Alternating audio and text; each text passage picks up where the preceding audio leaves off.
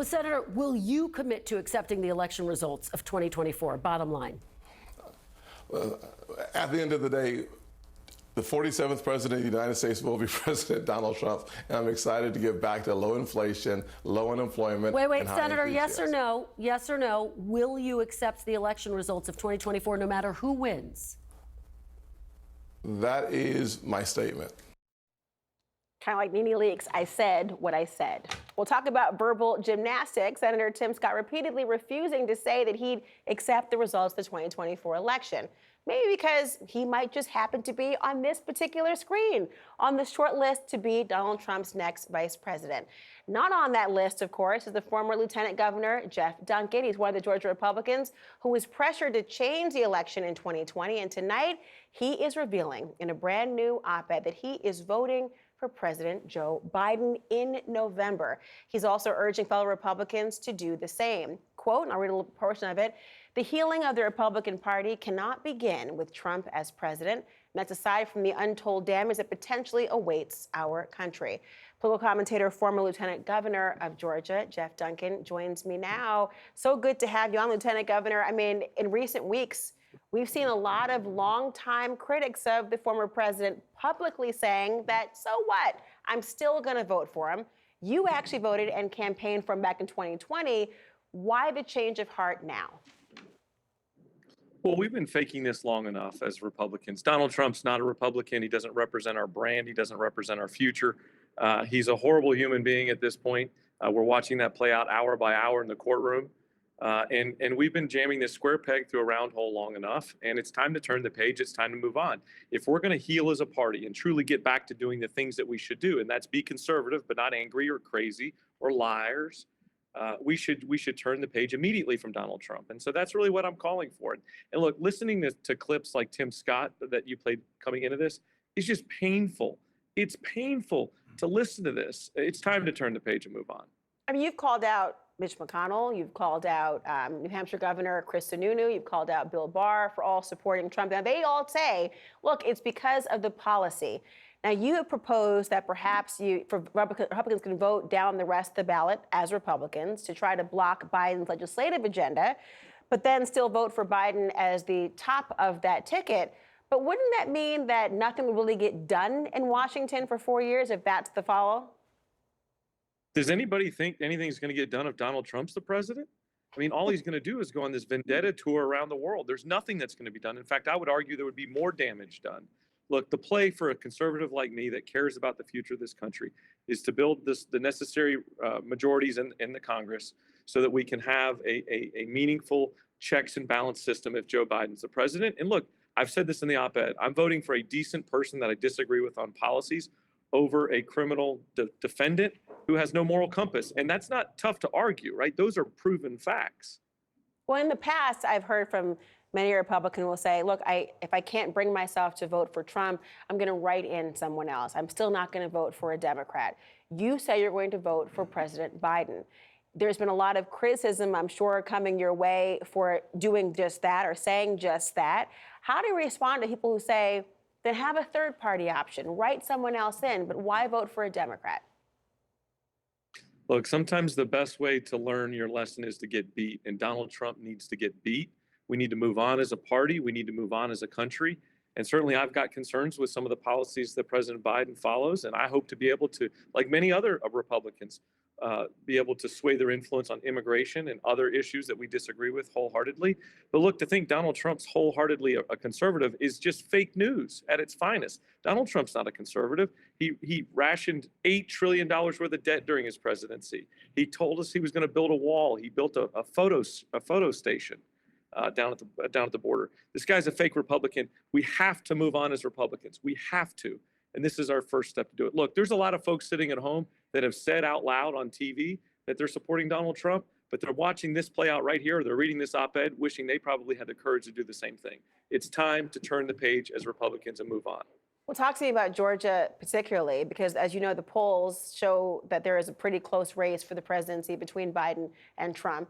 And he's actually leading, according to the polling. It's not so far away, but leading in Georgia, which is a very important swing state. If you can't see the screen, they have 51% towards Trump, 45% for Biden in among Georgia voters. Will voters in Georgia, which has always been a unique place since 2020 in particular, will it heed your warning? I think Georgians are going to vote against Donald Trump, right? I mean, at the end of the day, you have to win the suburbs in Georgia if you're going to win an election. Brian Kemp proved that. He won the suburbs. He showed them that he was a job creator. He was an honest human being. He did the right thing when it counted the most. And Donald Trump's not done that. When these court cases play out on TV in the suburbs, specifically women in the suburbs are paying attention to these cases, there's not a single one of them that's going, oh, you know what? I've changed my mind on this Donald Trump guy. He's just a fantastic human being. He's a perfect leader for our country. That's just not happening. And so I think as we get closer and closer to November, this election is going to pull further and further away from Donald Trump. And therefore, Joe Biden will end up walking away with this election.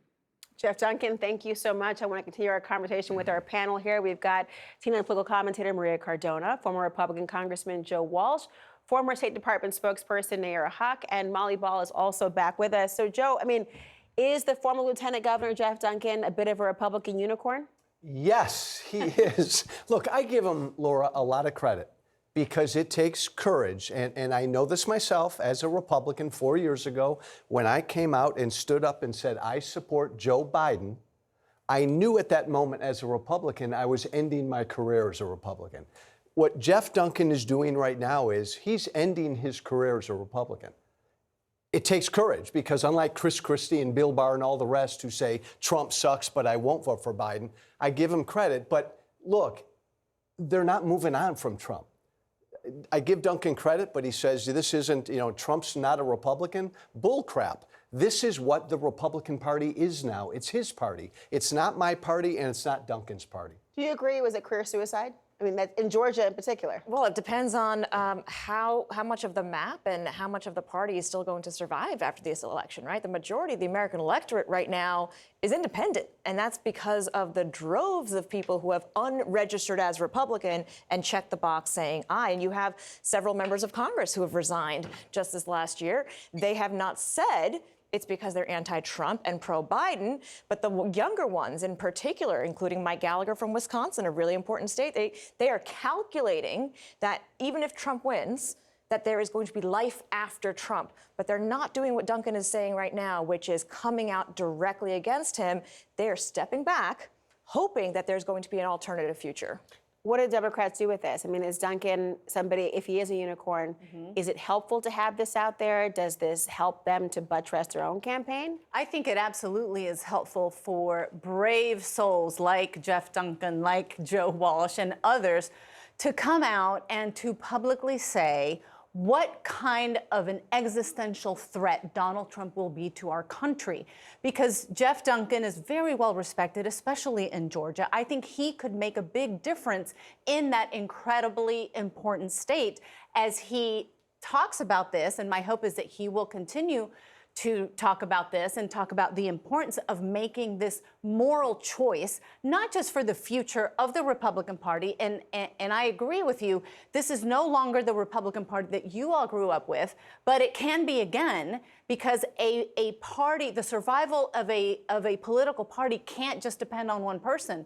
That will be gone when Trump is gone. We just need to make sure Trump is gone right now. Maria, so should Biden be actively reaching out to someone like Duncan and having him go around? I think he should, And absolutely. Has he? I mean, we don't know if he has or not at this point in time. This just happened, so let's give him a But minute. I don't think he Well, he might have an iPhone. He can call him quickly. We can text him. What's going on? But I will say this: the campaign is absolutely focused on trying to rally anyone and everyone who understands what a threat Donald Trump is for the future of not just the party, again, for the future of our democracy, for the future of everyone who lives in this democracy, and for the future of every single voter who is looking at this contrast, right, what this election is about. Let me get you in here, Molly, because I'm really curious about your opinion on this. When you look at, and when you heard from Senator Tim Scott as well, I mean, that sickened Lieutenant Governor Jeff Duncan to hear that, the inability to give a straight answer. But there's a real political calculation for Senator Tim Scott. Absolutely. And, look, I think the Biden campaign needs a lot more Jeff Duncans. And to Maria's point, they need to be doing a lot more to reach out to the Jeff Duncans of the world. And what I have heard from a lot of anti-Trump Republicans or conservative-leaning independents is they feel like those overtures are not there. Now, maybe they're just not there yet. And the Biden campaign has done some sort of, I would argue, nominal outreach to Haley voters to say, you're still casting these protest votes against Donald Trump. Come have a home in our party. But they have not really been trying to broaden out the tent. They seem to have so far mostly been focused on shoring up their base, keeping liberals in the tent, preventing these, disaffected young people in particular from continuing to bleed out on that end of the campaign. So I will be very curious to see as we head into the summer and the fall, as the time gets shorter before November, if there is more proactive outreach, particularly on policy. Because what I hear from a lot of those conservative-leaning independents is that they are actually coming home to the Republican Party, that they tried boycotting But in which one? The 2020 one or that even Joe's talking 2016. about, or the no, one the new one that one? exists today, the one with Trump in it, because they look at the Biden who promised to, restore normalcy and order and be a uniter and be moderate, and a lot of them don't feel like that's the way that he's governed. So I think Biden has some real work to do with that segment of the electorate. Everyone's bad. Well, the challenge is going to be, of course, the fact that the policies don't align. When you have abortion on the ballot, democracy, very important existential crisis, is not polling as high as issues like women's health care and the economy.